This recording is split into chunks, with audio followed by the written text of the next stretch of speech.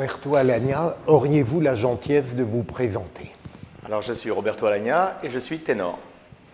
Et qu'est-ce que ça fait de s'entendre demander de se présenter alors qu'on est connu dans le monde entier?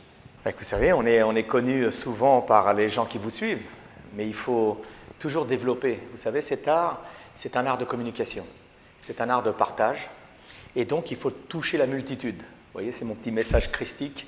Voilà, il faut toucher la multitude, donc il faut aller vers les gens.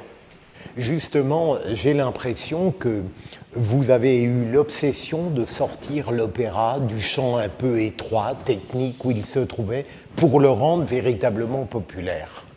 Je suis désolé si je donne cette impression, mais en réalité, je vais peut-être vous décevoir, mais je trouve que l'opéra a toujours été populaire et n'a jamais été aussi populaire qu'aujourd'hui, pour moi. Donc en réalité, c'est une sorte de travail naturel, puisque déjà la voix de ténor, c'est la voix populaire par excellence. L'opéra, c'est la musique populaire de son époque. Et aujourd'hui, quand on voit toutes les manifestations dans le monde, les nouveaux festivals, les nouveaux supports, le cinéma en direct du Metropolitan ou d'ailleurs, le streaming, le Spotify, tout ça, on s'aperçoit que l'opéra n'a jamais été aussi populaire qu'aujourd'hui. Et je pense que c'est une erreur de considérer cet art comme un art élitiste. La preuve, c'est que moi-même, je viens d'une famille très modeste, et au contraire, je pense que il faut avoir une certaine sensibilité. C'est aussi la musique d'une maturité. Ensuite, il y a des enfants qui sont sensibles à cette musique très tôt, comme je l'ai été moi-même. Mais sinon, c'est le parcours normal de la vie. C'est-à-dire qu'au départ, quand on est enfant, on aime les comptines, on aime les chansons pour enfants. Ensuite, on passe à la musique pour adolescents, et puis on passe après à la variété, le jazz. Et puis peu à peu, plus on avance en âge, plus on s'approche de la musique classique et de l'opéra. Il me semble tout de même que vous avez un grand don pour expliquer l'opéra. Je pense à une émission remarquable qui avait fait que je désirais à toute force vous rencontrer avec Augustin Trapenard, oui, très belle émission. Où j'avais dit enfin on sort de l'élitisme pour rentrer dans le populaire. Je sens tout de même chez vous une obsession de rendre simple ce qui peut apparaître très complexe. Parce que pour moi c'est simple, vous savez, c'est comme la peinture. La peinture, ça peut sembler complexe, mais si vous vous baladez avec un peintre qui vous explique, vous allez au Louvre, vous y allez tout seul, bon, vous regardez les tableaux, c'est joli, vous avez une sensation, une certaine sensibilité, vous recevez ce tableau d'une certaine façon. Mais si vous y allez avec quelqu'un qui vous initie, eh bien vous voyez les choses différemment, avec beaucoup plus de simplicité. Quelque chose de simple, vous savez, il suffit de penser... moi, je me souviens, j'étais allé avec mon frère, j'étais au Louvre, et il y avait une grande fresque comme ça, et il m'a dit, tu te rends compte, quand tu penses que le peintre a passé son pinceau, même dans ce petit coin-là, tout d'un coup, l'image, vous voyez, ça rend les choses beaucoup plus simples. Et c'est la même chose avec l'opéra. L'opéra, c'est quelque chose qui s'adresse à tout le monde. C'est de la musique formidable, qui est géniale, qui est dictée par le divin. On ne sait pas par quoi c'est dicté. Comment ces compositeurs arrivent à créer une telle beauté, comme ces peintres, ces sculpteurs, quand on voit des statues de Rodin, d'où ça vient? Vous voyez? Donc c'est ça que je me dis, c'est vraiment quelque chose qui s'adresse, qui vient du ciel ou qui vient d'ailleurs, mais qui s'adresse à tout le monde. Quand vous dites que vous êtes ténor, ça renvoie donc, je suis très profane, à une tessiture de la voix, c'est ça? Oui, c'est une tessiture de la voix, mais c'est encore quelque chose d'assez spécial. Vous savez que le ténor n'existe pas dans la nature. Vous voyez, là je parle avec vous, j'ai une voix de baryton. Il y a aujourd'hui des ténors légers qui ont des voix beaucoup plus fluettes et qui sont peut-être plus ténorisants. Mais la voix naturelle d'un homme, c'est la voix de baryton. Et donc, il y a encore 2 siècles, le ténor moderne, comme aujourd'hui, n'existait pas. On était tous barytons, et ensuite, quand on devait atteindre les notes les plus hautes, il fallait passer en voix de femme, en voix de fausset, utiliser les cordes, les fausses cordes, qu'on appelle ça. Donc, c'est une voix qui devenait tout d'un coup une sorte de voix féminine et qui permettait d'atteindre les notes les plus hautes. Et ensuite, il s'est passé une sorte de révolution dans le chant. C'est une sorte de mutation. D'ailleurs, un ténor français, Gilbert Dupré, qui était allé en Italie, s'est intéressé à la technique de sombrage, de couverture, enfin ça c'est tous les termes techniques, et en fait il a trouvé le turbo. Comme dans le moteur on a trouvé le turbo, pour aller à une certaine vitesse et dépasser un certain seuil, il s'est passé la même chose dans la voix humaine pour le ténor. À partir d'un certain moment, il a trouvé une certaine bascule, un sombrage de la voix, et ça lui a permis d'atteindre les notes les plus hautes, donc contre-ut, et même plus haut, jusqu'au contre-ré, en pleine voix de poitrine. C'est pour ça qu'aujourd'hui, la voix de ténor est une voix surnaturelle. C'est un peu la continuité des castrats d'une certaine époque, qui étaient admirés parce qu'ils n'étaient pas humains. Cette voix qui sortait de ce corps d'homme, avec une puissance et pourtant une voix plutôt féminine, mais qui était androgyne, créait de l'émotion chez les gens, et même un certain émoi. Et c'est la même chose avec le ténor. Le ténor aujourd'hui, c'est devenu une sorte de super-héros. Vous savez, comme c'est dans les Marvel, vous savez, ces super-héros, voilà, ces mutants. Et bien le ténor est devenu un mutant. C'est pour ça que le ténor aujourd'hui, c'est presque une confrérie, j'ai envie de dire. Ça veut dire que vous ne pourriez pas chanter tous les opéras, donc. Personne ne peut chanter tous les opéras, mais quand on a la chance d'avoir une voix lyrique, le spectre est assez large. Le répertoire est très grand puisqu'on peut, une voix comme la mienne peut aller se balader entre faire le ténor léger, le ténor di grazia, le ténor lyrique, spinto et dramatique. Donc vous voyez, ça fait beaucoup. Alors que si on est dramatique, on ne peut pas faire le léger. Si on est spinto, on est réduit aussi. Si on est seulement ténor di grazia, de grâce, on est aussi confiné dans un certain répertoire, alors que le ténor lyrique de ma catégorie peut se permettre un répertoire très large. Wagner, vous êtes interdit? Non, pas du tout. D'ailleurs, je vais chanter Wagner, j'ai une proposition de chanter Wagner, j'en ai depuis des années, mais je vais peut-être le faire à Bayreuth. Voilà, ce qui m'avait freiné tout le temps, c'était un petit peu la langue allemande, puisque je suis habitué à chanter dans des langues que je maîtrise. Voilà, donc j'ai besoin, parce que je suis un amoureux de la diction, je suis un amoureux de la déclamation, je suis un amoureux de la musique du mot.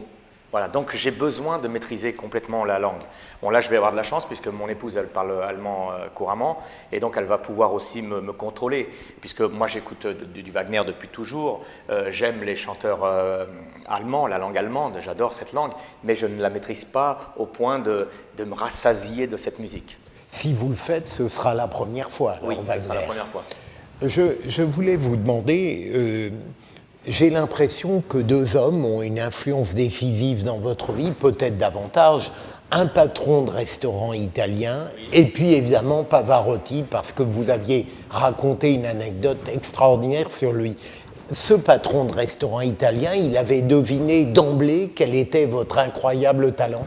Il avait deviné qu'il y avait un talent. Il ne s'était pas aperçu de la voix de ténor. Enfin, mais même s'il le sentait, puisque je vais vous raconter. Donc, j'ai commencé à travailler avec lui dans cette pizzeria, j'avais 15 ans. Voilà. Et donc, vers 16 ans, il y a le grand ténor José Todaro. Je ne sais pas si vous vous souvenez de José Todaro, qui avait repris aussi les succès de Mariano, mais qui était aussi ténor, et il était sicilien. Il est sicilien d'ailleurs, nous sommes restés amis, et lui était ami avec Santo, donc le propriétaire de ce restaurant. Et Santo l'a fait venir un jour, on lui dit « Voilà, viens écouter ce garçon, qu'est-ce que tu en penses ?» J'avais 16 ans, et lui avait été surpris parce que, par cette qualité de voix, mais je ne chantais pas d'opéra à ce moment-là. Je chantais de la variété, de la chanson traditionnelle sicilienne. Donc il avait été très, très touché. Et moi, je lui avais dit que j'aimerais faire de l'opéra. Il m'avait dit, tu sais, l'opéra, c'est beaucoup de travail. Et puis, tu sais, quand tu feras de l'opéra, tu verras, tu n'auras même plus le temps d'écrire ni à tes parents, ni à tes proches, ni à tes amis, parce que tu es accaparé à 100% par ce métier. Et tu verras, c'est un métier de sacrifice. Donc il m'avait expliqué. Mais bon, j'étais tellement amoureux, moi, de cet art, qui était un art que pour moi, un art divin. J'entendais mes oncles chanter, mon grand-père et tout ça, et pour moi, c'était des surhommes déjà. Donc et puis il y avait encore une légende. Mon arrière-grand-père avait connu Caruso, il était ténor lui-même aux États-Unis. Donc vous voyez, donc j'étais baigné dans tout ça. J'avais connu mon arrière-grand-mère qui me racontait toutes ces histoires de son mari, qui était une sorte de personnage de film de Coppola ou de Scorsese. Et voilà. Donc j'étais amoureux de cette époque, de la voix, et voilà. Donc je voulais le faire. Et c'est là que, en chantant avec des Sud-Américains, d'une équipe de Sud-Américains, c'est eux qui m'ont proposé d'aller voir Rafael Ruiz. Et c'est lui qui a été vraiment très important pour moi. C'est Rafael Ruiz, parce que lui, c'est le premier qui m'a dit « Tu es un ténor ». Et lorsqu'il m'a dit ça, j'ai cru qu'il se moquait de moi, qu'il me faisait une blague. Voilà, je n'ai pas pu y croire. J'ai dit « Vous savez, les ténors, il y en a chez moi. Je les entends quand ils chantent, mais tout vibre ». Et ben oui, il me dit, mais toi, tu as 15 ans. Il m'a dit, tu vas voir, ça va venir, l'appareil va se développer.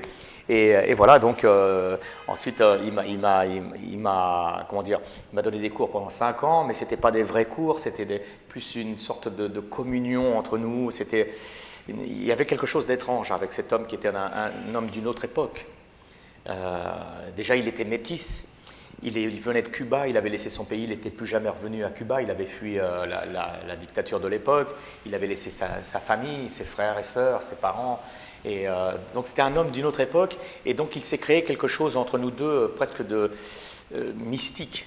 Je me souviens, après chaque cours, il m'emmenait à l'église de la Trinité, il fallait se poser la main sur les pieds du Christ, il me touchait la tête, il se mettait à pleurer, je ne sais pas à quoi il pensait, mais il priait. Voilà, donc il y avait ce rapport qui m'a donné, je le dis tout le temps, il a allumé une flamme en moi, et cette flamme ne s'est plus jamais éteinte. Pavarotti, lui, il lui faut 20 secondes pour comprendre que vous êtes un chanteur d'exception. Bah lui, c'est un professionnel. Aujourd'hui, j'ai un peu la chance d'avoir le même instinct que lui. Aujourd'hui, quand j'entends quelqu'un chanter, au bout de 10 secondes, j'ai compris. Même moins, il me suffit d'une note. J'ai compris ce qui se passe chez ce jeune, s'il y a un potentiel. Et lui, il l'a compris tout de suite. Il a compris, j'ai fait une mesure, il m'a dit merci, au revoir. Et j'ai cru qu'il m'avait viré. J'ai cru que j'étais renvoyé du concours, alors que je ne savais même pas que c'était un concours. Donc j'étais hyper déçu, et je me suis retrouvé comme ça avec Santo, justement le patron du bar qui était venu avec moi. Et on était au bar, comme ça, en train de noyer notre désespoir dans une sorte de whisky. Voilà. Et puis il y a une dame qui est arrivée, elle m'a tapé sur l'épaule, elle m'a dit bravo. Hein. Et moi j'ai cru qu'elle se moquait de moi aussi. Je dis mais vous vous rendez compte, j'ai été viré au bout de 10 secondes. Elle me dit non, vous savez, Luciano connaît très bien les voix et vous êtes qualifié. Ah bon, vous êtes qui, madame?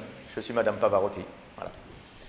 Lorsque vous avez l'impression de déchoir un petit peu quand vous chantez ces merveilleuses chansons siciliennes par rapport aux grands opéras, ou vous tenez absolument à tout chanter? Pas du tout. C'est la mission du ténor. Je dis bien du ténor, hein. Je ne dis pas du chanteur d'opéra. Parce que le ténor, je vous l'ai dit tout à l'heure, c'est une voix particulière, c'est une voix populaire. Et donc le ténor de tout temps a toujours été vers le peuple. C'est pour ça qu'on appelait Beniamino Gigli le ténor du peuple, Caruso lui-même, qui venait du peuple et qui a été un des premiers à chanter toutes ces mélodies, qui a fait reconnaître les chansons napolitaines dans le monde entier. Mais avant ça, Garcia, quand on pense au père de la Malibran, au père de Pauline Viardot, lui composait déjà des chansons populaires. Et pourtant, c'est un des plus grands technicien et aussi maître du bel canto. C'est lui son fils qui a fait c'est toute une famille qui a fait une théorie du chant, un livre qui est aujourd'hui encore respecté, qui est consulté par tous les grands professeurs.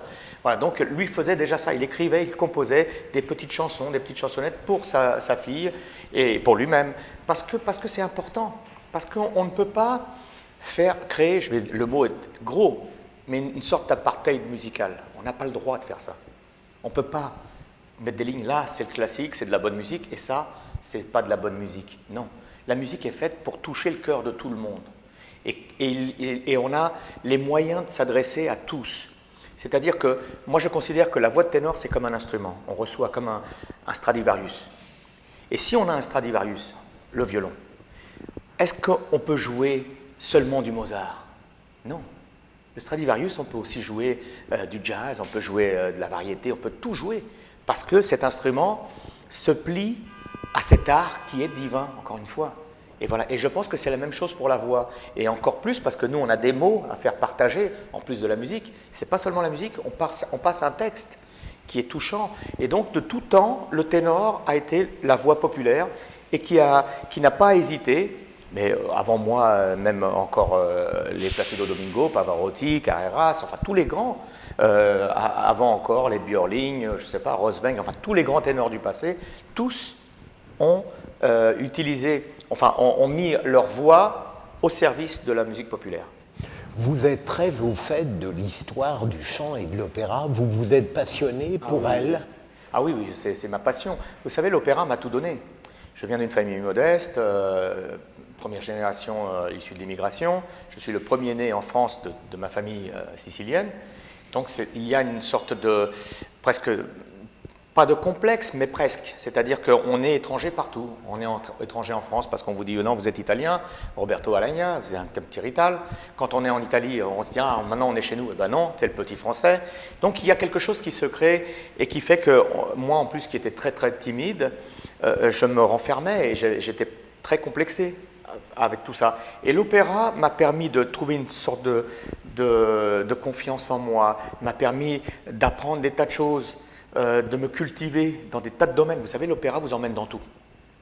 Tout, parce que l'histoire, avec les livrets, mais les écrivains, la littérature, la politique, ça vous emmène dans le ballet, ça vous fait connaître le ballet, je sais pas, les décors, la construction des décors, alors ça vous emmène vers la peinture, vers tous les arts, la sculpture. Et ça, c'est ce que j'ai adoré à l'opéra, c'est que ça m'a enrichi, et en plus, ça m'a enrichi aussi, ça m'a permis d'être encore plus tolérant, de comprendre certaines choses, de savoir décrypter aussi souvent les regards des gens, c'est très important ça. D'apprendre à connaître son prochain. Voilà, donc l'opéra m'a tout donné. Vous avez la double nationalité française et italienne. Je pense qu'une forme de reconnaissance française vous a beaucoup touché. Je pense au 14 juillet où vous chantez la Marseillaise, la Légion d'honneur par exemple. Ouais. C'est des signes qui vous ont beaucoup marqué. Bon, la Légion d'honneur, c'est plus pour mon père. Je vais vous expliquer pourquoi. Le 14 juillet, je vais vous dire que c'est peut-être le moment le plus fort de ma vie. Parce que à ce moment-là, je suis devenu français. J'étais français depuis mes 18 ans, puisque j'avais une carte de séjour. Hein. Mes parents étant italiens, je n'avais pas la nationalité française à la naissance. J'ai eu la nationalité française à la majorité. J'ai fait l'armée pour les deux pays, et donc je me suis retrouvé avec les deux passeports. Et donc, tous les enfants issus de l'immigration, c'est pour ça que je leur parle souvent quand ils ont du mal à se sentir français, même s'ils sont nés ici, parce qu'il y a leur famille, parce qu'il y a des habitudes, ils ont toujours été un petit peu à la marge, c'est difficile d'être vraiment intégré. Et à ce moment-là, c'est la première fois où vraiment j'ai senti la fibre patriotique française. C'est le premier jour où je me suis senti français, c'est à ce moment-là. C'est quand même assez incroyable. Et je me suis senti en plus une sorte d'emblème, de porte-drapeau de tous ces enfants issus de l'immigration. Je ne sais pas pourquoi, mais j'étais comme ça. J'ai l'impression d'être une sorte de Troyen, vous savez, aîné, qui arrive et qui s'installe à Rome et qui décrète, voilà, ce pays maintenant est le nôtre. Voilà. Et voilà, donc je me suis senti français à ce moment-là, ça a été très fort. La Légion d'honneur, c'est différent. La Légion d'honneur, moi je ne suis pas quelqu'un je ne suis pas un fou des récompenses, des anniversaires, des récompenses, tout ça. Bon, je vais vous dire, j'ai été hyper ému, j'ai beaucoup plus été ému de me retrouver dans le dictionnaire. Ça m'a touché énormément. Parce qu'enfant aussi, c'était pareil. On avait acheté une vieille maison. Mon père a retapé cette maison.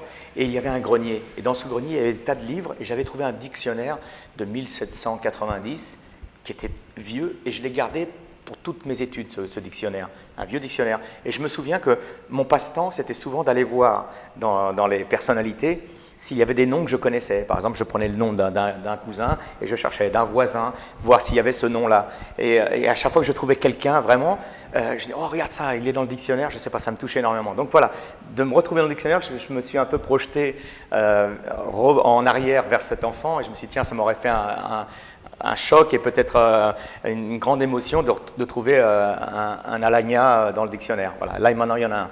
Pour les générations futures, c'était très important pour moi. Et ensuite, encore une autre fois, j'ai été encore beaucoup plus touché aussi. Le dictionnaire, c'est le summum pour moi. Mais la statue au musée Grévin. Où ça, j'ai pris ça à la rigolade, je vous assure. J'ai pris ça à la rigolade. Presque comme une bouffonnerie. Vous voyez? Bon, peut-être pas une bouffonnerie, mais commedia dell'arte. Voilà, une comédie. Et quand je me suis trouvé en face de la statue, je vous assure que j'ai été vraiment presque au bord des larmes. Alors que je prenais ça à la légère, en rigolant, à la rigolade. Allez, on va se marrer. Allez, on a tous les amis qui sont là, on va prendre la rigolade. Et quand on se retrouve devant cette statue, où on fait le tour de soi-même, parce qu'on n'a pas l'habitude de se voir par derrière, vous voyez, de tourner autour de soi-même. Et je ne sais pas, il y a une sorte de dédoublement, et on regarde les gens qui sont là, et vraiment, ça touche. beaucoup plus que l'ordre du mérite que j'ai eu, ou tous les chevaliers, les commandeurs, enfin tout ça. Ça m'a touché beaucoup moins. La Légion d'honneur, c'était assez particulier parce que mon père a travaillé à l'Élysée pendant des années. Et lorsque les politiques passaient dans la cour, lui qui était en bleu de travail avec ses seaux, vous savez, son ciment, ses machins, il devait se cacher. Le temps que les politiques passent, il ne devait jamais être présent. Donc voilà, il faisait toujours attention. Et le jour où on m'a remis cette Légion d'honneur, il était sur les marches à l'Élysée, en plus à l'intérieur, et puis on a fait la photo avec le président Jacques Chirac à l'époque. Et non, ça c'était avec Sarkozy, la Légion d'honneur, et j'avais le mérite avant avec Chirac. Donc il s'est retrouvé à l'Élysée 2 fois, et ça a été une sorte pas de revanche parce que j'aime pas ce mot-là, mais pour mon père, une sorte de satisfaction d'être passé de l'ouvrier qui devait se planquer au passage des politiques au père du récompensé. Quand vous regardez un match de foot France-Italie, vous êtes du côté de la France ou de l'Italie? J'ai été longtemps du côté de l'Italie.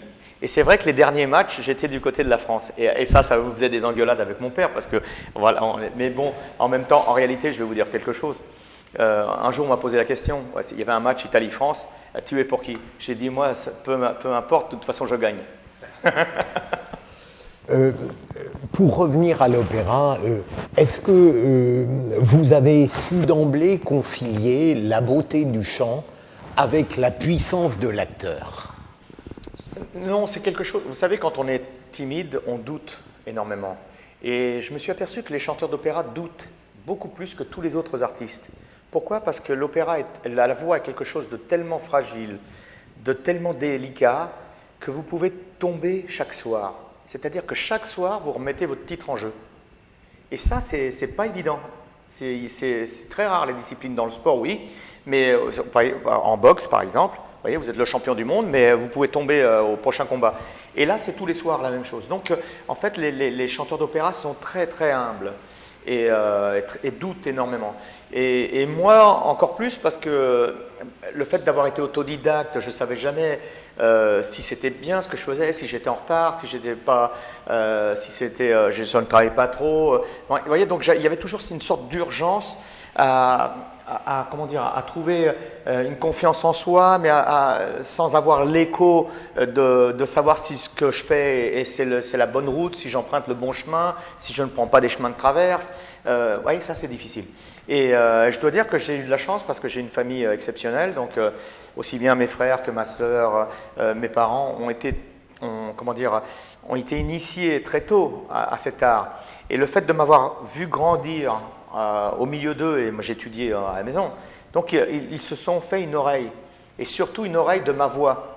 Ils la connaissent très bien, donc ils savent très bien quand la voix va bien, quand ça va moins bien, si je bifurque dans le mauvais chemin, ça ils l'entendent et ils me le disent.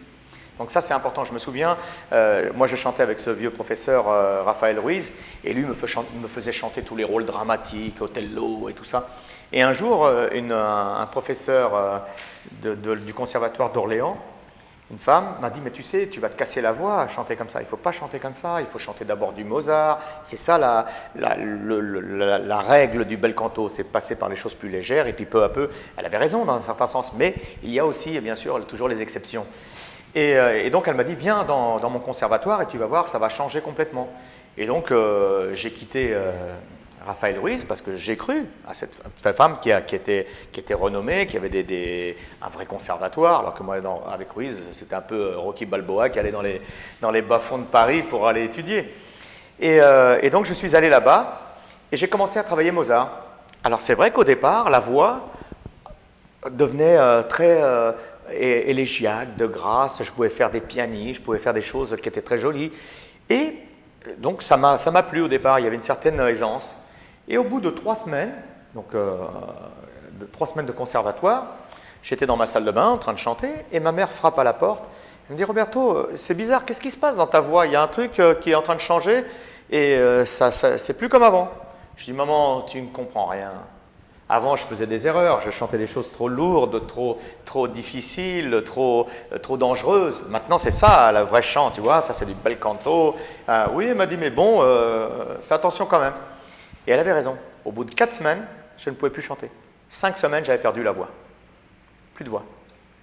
La voix s'était atrophiée, cet instrument. Et donc, j'étais complètement désemparé. Je suis revenu chez Ruiz. Alors lui, il a été dur avec moi. Ah non, tu m'as quitté, ben maintenant continue avec ta... Enfin, il a voulu. Hein. Après, je lui ai dit, non, maestro, moi je ne peux pas, il faut que je continue avec vous. Il m'a embrassé en pleurant. Allez, il m'a dit, reviens. Il m'a remis des partitions d'Othello et partitions d'André Chénier. Et c'est reparti aussitôt. Ça veut dire qu'avant chaque représentation, vous avez une sorte de stress, voire de trac. Bien sûr, il y a un trac, j'ai toujours eu le trac, c'est une sorte de responsabilité, c'est normal. Ce n'est pas un trac qui paralyse, c'est un trac au contraire qui motive, mais qui vous fait prendre conscience de la responsabilité que vous avez. Mais je dois vous dire que c'est vrai qu'aujourd'hui, après l'histoire de la Scala, c'est vrai que depuis ce moment-là, je ne suis plus jamais remonté sur scène sans une petite gêne. J'allais vous demander justement, au fond, la seule mésaventure véritable que vous avez connue dans votre carrière, c'est ce, j'allais dire entre guillemets, ce scandale de 2006. Oui, qui n'est pas une vraie... en réalité, c'est presque, c'est la mode de dire ça, c'est presque une cabale fictive, j'ai envie de dire, puisque ça n'a rien à voir, ça n'avait rien à voir avec le chant. Ça n'a rien à voir avec le chant puisque ça a commencé avant que le rideau se ferme. C'était plus pour des questions politiques, mais j'ai même plus envie d'en parler parce que c'est passé. Mais c'est vrai que ça m'a touché parce que la Scala, c'était mon théâtre. C'était le théâtre où j'avais quasiment débuté, où tout le monde m'adore. Je suis retourné il n'y a pas longtemps et tout le monde était en pleurs, du souffleur au portier jusqu'au metteur en scène. Enfin, tout le monde, les chœurs, tout le monde m'adore et tout le monde me dit reviens. Et même quand je suis sorti de la Scala, il y avait même ce fameux Logioniste, vous savez, ce groupe de puristes qui sont venus m'embrasser en me disant « Roberto, il faut que tu reviennes, c'est ton théâtre ici, on a besoin de toi. Voilà. » Donc vous voyez, c'est vraiment une aventure. En fait, on m'a utilisé pour des raisons politiques. C'était l'ouverture de la Scala avec, pour la première fois, un Français à sa tête. Stéphane Lissner, c'était juste après le départ de Muti qui avait été viré. Il y avait eu une sorte de révolution à la Scala et ils avaient viré Muti. Il y avait Berlusconi du côté politique qui était aussi tombé et il y avait Romano Prodi qui était là à la première, donc il fallait faire une sorte d'affront à Romano Prodi. Voilà, donc je suis tombé en plein dans ce truc-là et c'est pour ça que c'était vraiment injuste. Et maintenant on me demande de revenir, mais j'ai du mal parce qu'un artiste c'est quelqu'un de sensible et je me suis senti trahi complètement. Surtout qu'à cette époque-là, j'avais des gros problèmes de santé, ils le savaient tous. D'ailleurs, il y avait mon médecin qui était sur scène à ce moment-là. La Scala le savait, tout le monde le savait, et voilà, donc il y a eu une sorte comment dire, de trahison qui était difficile pour moi à accepter. Est-ce qu'il y a des jours où vous sentez vous-même que vous êtes plus ou moins en forme, avant même de commencer la représentation? Vous savez ce que disait Caruso? Il disait comme ça, moi je suis en forme 2 soirs dans l'année. 2 soirs. Et ces 2 soirs-là, je ne chante pas. Oui, donc c'est très simple. On n'est jamais en forme. Mais vous le sentez à des signes physiques ou... Tout, parce qu'il suffit de mal dormir. Il suffit d'avoir un petit peu une congestion. Il suffit d'avoir un petit rhume, une petite fatigue, une petite nervosité. Tout ça joue sur la voix. Donc vous êtes rarement en forme. Mais souvent, au moment où vous êtes le moins en forme, c'est là que vous faites les plus belles choses. Ça veut dire que vous vivez toujours inquiet? Oui, il y a toujours une petite angoisse, oui. Et après, il y a quelque chose d'assez exceptionnel dans la voix, c'est que, et surtout dans le monde de l'opéra, c'est que, par exemple, un sportif se fait un claquage, c'est un accident, je ne sais pas, au patinage, vous réussissez votre triple axel 1000 fois à la répétition, vous le ratez à la compétition, tout le monde vous applaudit quand même. Nous, non, ce n'est pas la même chose. Donc vous avez 2 petites cordes vocales. Alors vous voyez, on transpire à l'extérieur, ça se voit, mais si vous transpirez à l'intérieur, ça arrive aussi, vous savez, les mucosités qui coulent. Il suffit qu'à un moment, vous avez une note à tenir, un contrut, je ne sais pas, ça m'est arrivé encore aussi à Vienne l'autre jour, sur un contrut, il y a une petite goutte de mucosité qui se met entre les cordes à ce moment-là. Vous savez, c'est le chat dans la gorge quand on parle.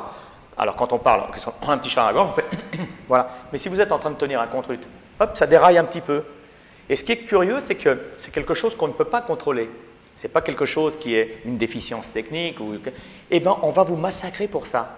Vous êtes terminé, vous êtes le dernier des derniers parce que vous avez eu ce truc-là qui, en fait, c'est quelque chose qu'on ne peut pas contrôler. C'est quelque chose de normal. C'est comme si on disait à quelqu'un, il fait chaud, mais tu n'as pas le droit de transpirer. Ça veut dire que sinon, tu as une mauvaise technique. Vous voyez? C'est curieux. Voilà, c'est ça la difficulté, mais en même temps, c'est ce qui fait la magie de cet art. Cet art, quand tout fonctionne bien, c'est qu'il y a eu un miracle. De la même manière, est-ce que vous sentez, à l'issue d'une représentation, si vous avez été exceptionnel, excellent ou moins bon? Ça, c'est après c'est comme les critères de beauté. Hein. Vous trouvez quelqu'un de beau ou de belle, et puis un autre va le trouver moyen, etc. Donc ça, c'est un goût personnel. Moi, je sais exactement, depuis que j'ai commencé, chaque note que j'ai chantée, elle est enregistrée là. C'est comme je pense, un footballeur qui connaît tous ses matchs par cœur. Ou un boxeur, enfin tout on connaît parce qu'on les a vécus et c'est enregistré. Donc je sais exactement, c'est pour ça que souvent quand je dis à un critique qui est très difficile ou très dur avec vous, je dis souvent ben, c'est rien par rapport à moi-même, à ma propre critique. Je suis beaucoup plus dur. Mais souvent, on est content de soi quand on se dit, voilà, là j'ai donné le maximum, j'ai été sincère, j'ai été généreux, je ne pouvais pas faire mieux que ça à ce moment-là. Voilà. Est-ce que, quel est le rôle qui techniquement a été le plus difficile à chanter dans quel opéra? Je pense que c'est Cyrano de Bergerac. Très peu connu, je crois. Très peu connu. D'ailleurs, la version que je chante, personne ne l'a jamais chantée au monde. Jamais. Je suis le seul à avoir chanté cette version, qui est la version originale et qui a ensuite été dénaturée à cause des événements. C'est-à-dire que Franco Alfano, le compositeur, a composé cet ouvrage en français, puisque lui sa maman était française, il était italo-français aussi, franco-italien. Et donc, il a composé cet ouvrage dans le respect de Rostand, en français, et il a fait un ouvrage magnifique. Ça, je crois qu'il l'a composé en 1935. Et ensuite, on lui a proposé de faire la première à Rome. Et à Rome, je ne sais pas ce qui s'est passé, on lui a demandé de le faire en italien. Donc, ils ont dû faire une traduction de l'italien, mais en plus une adaptation. C'est-à-dire qu'il avait écrit une tessiture tellement difficile que le ténor, qui était pourtant un grand ténor, c'est José Lucioni, le grand ténor corse, qui chantait les rôles les plus difficiles, Othello, et donc lui a trouvé des difficultés dans certaines phrases, et donc on a attribué les phrases de Cyrano à Roxane. Voilà, toutes les phrases les plus difficiles dans la tessiture ont été modifiées. Et donc il y a une sorte on a fait une adaptation pour permettre au ténor de le chanter. Et je pense que c'était quelque chose de difficile parce qu'au départ, Alfano avait composé cet ouvrage pour Del Monaco, le grand Del Monaco, qui lui avait travaillé l'œuvre. Et à un certain moment, il a écrit une lettre à Alfano en disant « Voilà, cher maître, j'adore votre ouvrage, le rôle me plaît énormément, mais je pense que techniquement, c'est hors de portée pour moi. » C'est curieux d'avoir eu... alors qu'il l'avait travaillé et que c'était vraiment une œuvre composée pour lui. De là, le tempérament de Del Monaco a fait vraiment des miracles. Et donc, José Lucioni a fait la même chose. Donc, c'est à cause de certaines phrases, ils ont été obligés d'adapter. Et ensuite, dans l'année d'après, on a fait la création à Paris. Et plutôt que de revenir à l'original en français d'Alfano, on a retraduit l'adaptation d'italien en français. Et c'est cette production qui s'est baladée ensuite à droite à gauche, en italien, avec ces aberrations, puisque Roxane ne peut pas dire les paroles, les mots de Cyrano. Voilà. Et ce qu'on a essayé de faire avec mes frères lorsque nous avons fait la création, on a rétabli la version de 35. Et d'ailleurs, aujourd'hui, dans la maison d'édition Ricordi, c'est la version des frères Alagna qui existe. J'adore un air magnifique que vous chantez superbement de Massenet. Oui. Je crois que c'est l'éveil du printemps, le réveil du printemps. Au souffle du printemps, Werther. Et vous montez à une hauteur Oui, inimaginable. Ouais. Est-ce que ça, c'est très difficile? Ah oui, oui. Mais je vais vous dire quelque chose. Pour le ténor, tout est difficile. Encore une fois, parce que ce n'est pas une voix naturelle. C'est la seule voix qui ne peut jamais se reposer sur une phrase. Le ténor est toujours en difficulté parce que la tessiture n'est pas naturelle. C'est comme s'il était toujours sur un fil et il peut toujours tomber de ce fil. Voilà, il est toujours en équilibre. Alors que la soprano, le baryton, la basse ont toujours des moments dans un air, dans une phrase, dans un opéra, il y a des moments où ils peuvent se détendre et chanter tranquillement. Le ténor, non, jamais. C'est pour ça que la moindre phrase est difficile pour un ténor.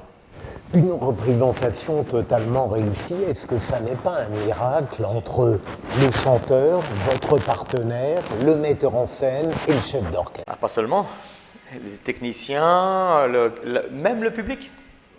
Tout ça, ça rentre en compte. Et c'est les accessoiristes, c'est les maquilleurs, c'est tout le monde, les costumistes. C'est-à-dire qu'un spectacle réussi, c'est quand tout fonctionne. Voilà. L'empathie que vous pouvez avoir pour le ou la partenaire, ça peut jouer dans la qualité du show. Bah oui, bien sûr, bien sûr. S'il y a vraiment quelque chose qui se passe, une fusion, une sorte d'électricité entre les deux, il se passe un miracle. Mais ça, c'est dans toutes les disciplines, c'est comme ça. Dans le sport, c'est comme ça. Au cinéma, c'est comme ça. En patinage artistique, c'est comme ça. Partout. Quand il y a cette fusion, dans la variété aussi, il y a des duos qui sont miraculeux. Il y a des rencontres qui deviennent des miracles. Le Rat Pack avec Sinatra, Dean Martin, Sammy Davis Jr., c'est un miracle. C'est une union qui fonctionne à la perfection. Donc il se passe quelque chose. C'est comme dans un match de foot, quand on a deux champions qui sont là, les deux meilleurs joueurs, et ça galvanise les forces de tout le monde, et il se passe quelque chose, il y a le miracle. Voilà. C'est pour ça qu'il faut aussi les dieux du stade. Il en faut aussi à l'opéra. Est-ce qu'il vous est arrivé de refuser des opéras parce que c'était tel chef d'orchestre, tel metteur en scène, tel partenaire? Jamais. Non, ça m'est pas arrivé, non. Non, parce que moi je me dis toujours, d'ailleurs c'est très rare que je sache avant qui chante avec moi. Non, j'aime bien être surpris d'ailleurs, et j'aime bien la rencontre avec les artistes. J'aime bien être aussi séduit, j'aime bien argumenter. J'aime bien quand on partage la passion. Après, il y a des gens qui vont au spectacle ou dans ce travail, qui font ce travail comme si c'était, je sais pas, des fonctionnaires. Ça me plaît moins. Vous voyez, des gens qui n'écoutent jamais de musique, qui n'écoutent jamais d'autres chanteurs, qui ne savent pas ce qui se passe dans ce monde-là. Bon, ça existe aussi. Ils font leur métier, mais ça j'aime moins. Je préfère quand j'ai affaire à des gens qui aiment leur métier vraiment et qui sont passionnés par ce qu'ils font. Votre actualité, c'est les répétitions de Carmen. Oui. Là, nous sommes en répétition de Carmen, donc je suis ravi parce que cette production, c'est une production que j'ai créée à Perelada il y a quelques années et que j'ai repris ensuite. Et c'est une production de Carmen très différente, qui est très cinématographique, et j'adore cette production, donc je suis ravi de le refaire ici à Paris. Donc vous chantez Don José. Don José, voilà. Et donc là, je suis ravi parce que j'aurai mon épouse Alexandra Koujak qui chantera pour la première fois Michaela. Voilà, donc je vais être avec elle, et puis ensuite les amis avec Clémentine Margaine, avec qui j'ai déjà chanté à Berlin, et puis le baryton, enfin toute l'équipe, et puis Bertrand Debilly qui est venu, puisque je crois que le chef d'orchestre qui était prévu a eu des problèmes, et on m'a dit qu'il n'est plus là. Donc voilà, donc on aura 3 chefs en fait qui vont s'alterner, et dont Bertrand Debilly qui est un ami depuis des années. Votre emploi du temps est pris jusqu'à quelle date? Toujours 5-6 ans à l'avance. Voilà, on travaille toujours. Là, on est sur 21-22. Ouais.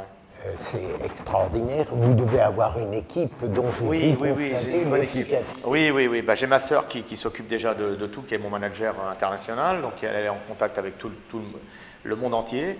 Et avec aussi d'autres agents, avec les théâtres qui s'occupent de tout mon planning, mais même au-delà de mon planning, puisque c'est elle qui s'occupe aussi de ma vie quasiment normale. Vous savez, quand il y a des choses à régler, l'électricité, les choses comme ça. Donc elle essaie de m'éviter tous les tracas. Donc elle a beaucoup de boulot.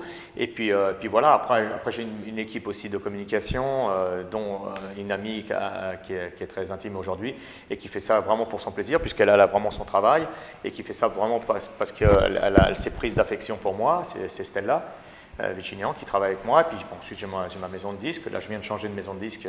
Donc, je vais rentrer dans une nouvelle équipe qui est l'équipe Sony. Voilà, j'ai travaillé pendant plus de 10 ans avec EMI Warner. Ensuite, j'ai fait plus de 15 ans avec Universal Deutsche Grammophon. Et maintenant, je passe avec Sony. Voilà, donc, mais toujours en gardant de bons rapports avec tout le monde. Donc ça, c'est assez exceptionnel.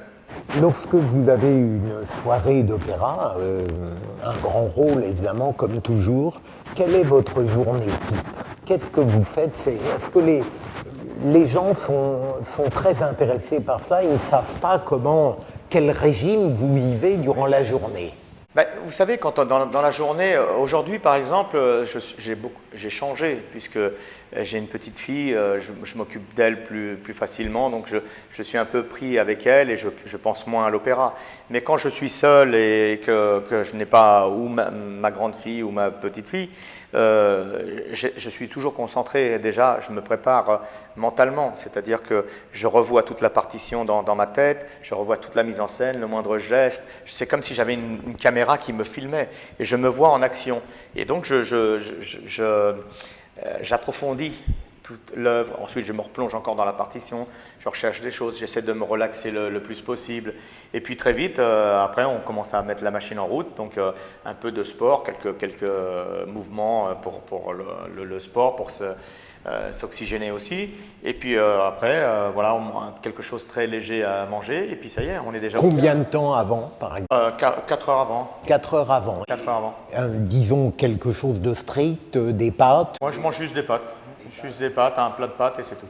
Et alors, évidemment, vous devez supprimer toute cigarette, oui, tout alcool, ça... Oui, ça, bien sûr. Il faut... C'est un mode de vie assez ascétique, finalement. Oui, en fait, ce sont soi-disant des sacrifices. Mais pour moi, ce n'est pas des sacrifices de ne pas fumer, de ne pas boire ou de ne pas sortir faire la Java. Ouais. Qu'est-ce que... Le fait que vous soyez aujourd'hui, pardon pour l'expression, une star mondiale dans le domaine de l'opéra, est-ce que ça a jamais entraîné chez vous de la vanité ou est-ce que vous en êtes tout simplement fier pour vos parents, par exemple? Oui, mais je vais vous dire quelque chose. Vous voyez, mon père, lui, bon, il est heureux, il est content parce que c'est quelque chose qu'il aurait voulu faire lui-même. Et donc, il se projette aussi... cette envie qu'il avait, elle est assouvie par son fils. Mais ma mère a toujours peur, encore aujourd'hui. Elle me dit encore aujourd'hui, mais tu aurais dû faire autre chose. Voilà, elle me dit, tu aurais eu un métier où tu rentrais chez toi le soir, tu avais ta famille. Donc, vous voyez, donc on ne peut pas avoir cette vanité quand on a des parents qui sont comme ça, qui sont des gens simples et qui au contraire, ont peur, parce que c'est un métier difficile. Surtout que la famille, pour vous, est capitale. Hein. J'ai l'impression que c'est un climat dont vous avez besoin. C'est l'équilibre. C'est-à-dire c'est grâce à la famille que vous restez avec les pieds sur terre.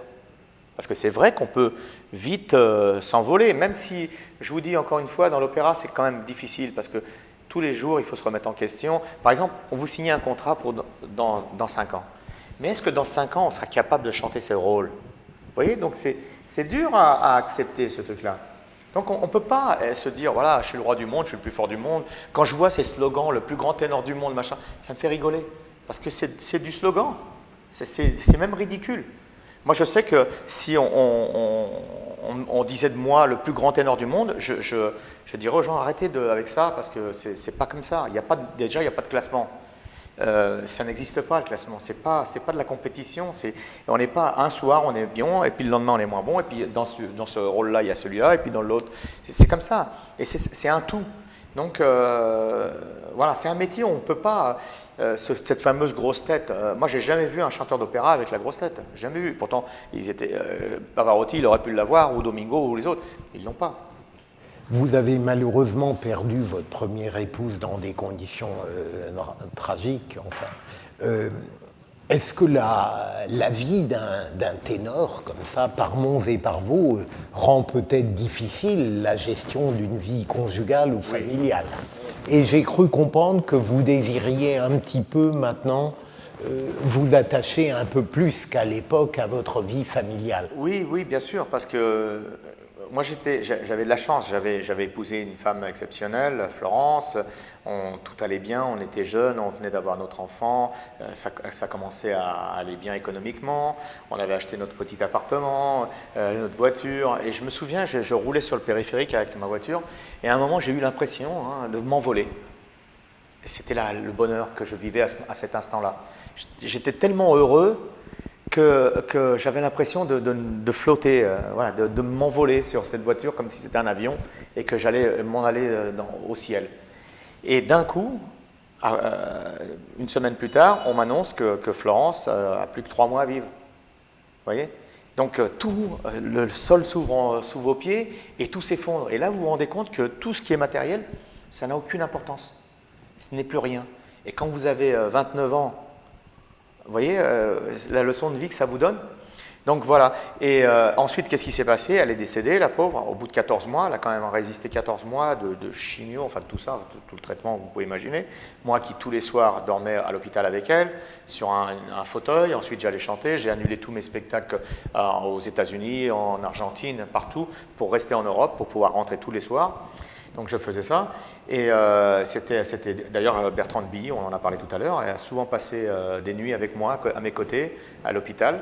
On était là tous les deux à veiller Florence, donc ce sont des liens qui se sont tissés. Et voilà. Et puis ensuite, ma petite fille Ornella, elle était petite, elle avait 1 an et demi quand sa maman est décédée. J'ai voulu tout arrêter parce que jamais je n'aurais pu laisser ma fille à une nourrice, à quelqu'un d'étranger. Et là, encore une fois, la famille qui m'a permis de faire cette carrière. Parce que si je n'avais pas eu mes parents, ma sœur, mes frères, parce qu'ils étaient tous à la maison à ce moment-là, qui s'occupent de ma fille et qui lui donnent la même éducation que celle que j'ai reçue, je n'aurais jamais pu faire ce métier. Parce que pendant toute son enfance, son adolescence, jusqu'à sa majorité, moi je n'ai rien vu autour de moi, je n'ai profité de rien. Parce que mes pensées allaient seulement vers ma fille, vers Ornella, parce qu'elle était toute seule, elle n'avait pas sa maman. Et donc je ne pouvais pas m'amuser lorsque j'étais à New York, parce qu'à chaque fois j'avais cet enfant.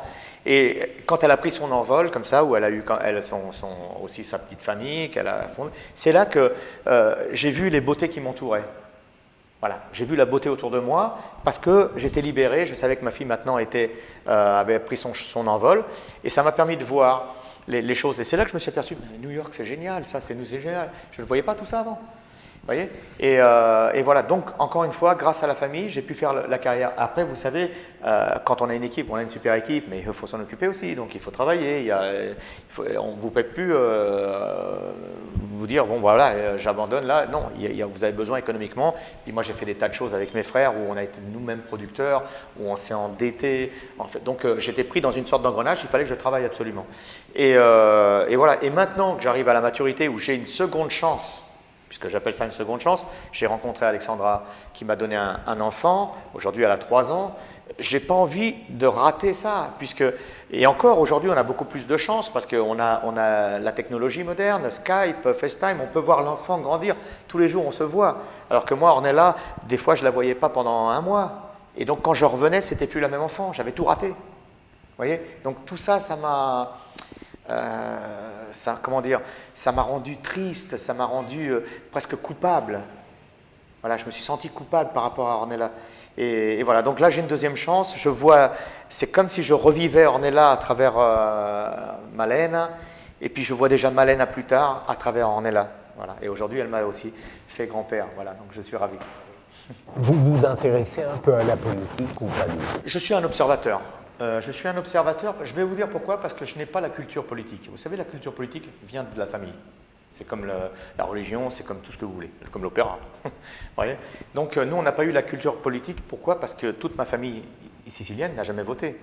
Donc eux, ils étaient étrangers. Et en plus, vous savez, les Siciliens ont une sorte de mentalité, ils se fondent dans la masse. Ils ne veulent jamais déranger. Vous voyez, c'est un peuple qui a toujours été colonisé. Depuis des siècles, la Sicile. Donc ils se sont toujours fondus dans la masse et pas se faire remarquer. Ils gardent leurs coutumes, tout ce qu'on veut, mais on ne les reconnaît pas. Ils s'intègrent complètement et ils disparaissent presque. Ils ne veulent pas déranger. Donc j'ai eu cette culture-là, donc de ne pas déranger. Et donc aujourd'hui, j'ai plus un regard d'observateur. Voyez, mais souvent, j'ai un bon jugement, puisque moi, j'étais un des seuls à dire, voilà, Trump va passer, je l'avais dit. Je savais qu'il passerait. Parce que je vois, en observant, en parcourant le monde, je vois aussi le changement de mentalité des gens dans les pays. Voilà, donc je suis plutôt un observateur, ça m'intéresse parce que bien sûr la politique c'est intéressant, surtout qu'aujourd'hui c'est presque devenu du soap opéra la politique. Il y a ces feuilletons, on n'a jamais vu autant de politique en télévision, dans les shows, c'est devenu du spectacle. Et donc ce sont devenus presque des acteurs qu'on observe par rapport à leur comportement, par rapport à leur évolution, les changements de mentalité, les changements aussi souvent les trahisons, et puis ensuite on se redevient ensemble, et les mariages. On voit que le monde politique s'est désacralisé complètement, et peut-être que même la fonction politique L'homme politique ne considère plus sa fonction comme quelque chose de sacré. Et je crois que c'est dans les deux sens. Les gens ne considèrent plus ça comme sacré, ni l'homme politique comme quelqu'un d'important à respecter. Et l'homme politique lui-même a perdu la mission. Il n'y a plus l'engouement de se dire, voilà, j'ai une position aujourd'hui stratégique pour mon pays, il faut que je défende mon pays. Je ne sais pas, il y a quelque chose qui a changé. Malheureusement, j'arrive à la fin de cet entretien passionnant grâce à vous. J'ai l'impression que ce qu'il y a de formidable dans votre personnalité, c'est que vous êtes exactement le même dans cette vie en face de moi que lorsque vous jouez un rôle. C'est votre nature qui ne change pas, le même élan, le même enthousiasme, la grande aptitude à la parole que j'avais déjà remarqué avec Trapenard. Est-ce que je me trompe sur ce plan-là ? Non, vous avez raison, parce que c'est vrai que souvent, vous savez, quand on parlait de politique, vous savez, quand on devient président, il faut adopter une attitude de président. Quand vous êtes ministre, une attitude de ministre. Un homme politique, et c'est pareil, un acteur, vous avez une sorte d'attitude d'acteur. Et le ténor, c'était la même chose, il y avait une attitude à avoir. Et cette attitude m'a fatigué très tôt. J'avais du mal, en fait, je gaspillais énormément d'énergie à jouer un rôle. Et je me suis aperçu que c'était beaucoup plus simple d'être soi-même dans toutes les circonstances, c'est-à-dire honnête, sincère, et que c'était beaucoup plus facile et on gaspillait moins d'énergie. Et cette énergie que moi j'économisais, je l'utilisais à bon escient dans mon art. Voyez, et donc je suis le même avec vous, mais je suis le même avec un machiniste, un choriste, un président de la République, un ministre, même s'il y a chez moi un respect de mon prochain.